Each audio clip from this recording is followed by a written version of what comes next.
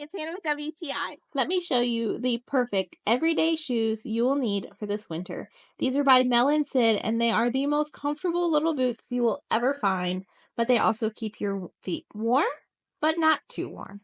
It's really nice that these are made from 100% Australian sheepskin and wool, so the fur that you have on the inside, well, wool on the inside, is still attached to the skin, so you don't have to worry about it coming out because it's sewn on. The wool also prevents your feet from overheating, which I super appreciate this because while I want my feet warm in the winter, my feet can get so hot in boots.